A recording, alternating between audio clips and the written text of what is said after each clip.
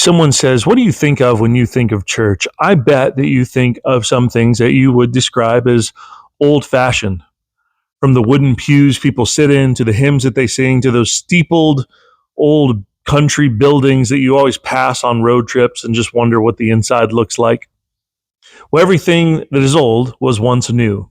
When we go back far enough, not only are they not old-fashioned, they don't exist to begin with.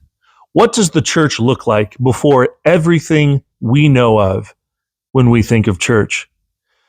From the Bible in front of me to the cross behind me, in the earliest days of the church, neither of those things exist in their current form. Even the Gospels about Jesus aren't written as we know them until decades after Jesus, and the cross doesn't become a popular Christian symbol until 400 years after the life of Christ.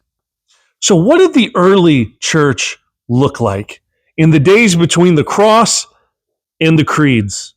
Those first 3 centuries of the church, where the church is transformed from this fragile, small, scattered, in some cases, Jewish sect into what eventually becomes the most pervasive religion in the world today. How do they figure out what they believe before they have the creeds and theology to tell them what they believe? How do they figure out who this Jesus is? What do they do when we get together, when there is no church building, when there are no hymns to sing? What does that look like? And how do they thrive and multiply in the middle of an empire that is often hostile? These are exciting questions in the middle of a dynamic period of world history. We're going to be exploring that in a class in the weeks coming up on Wednesday nights during our Wings programming here at Grace United Methodist Church. And I invite you to come out.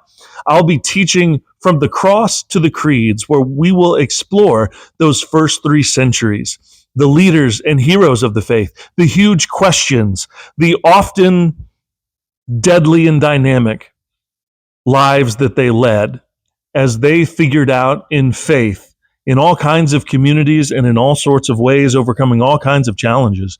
What does it mean to be a follower of Jesus?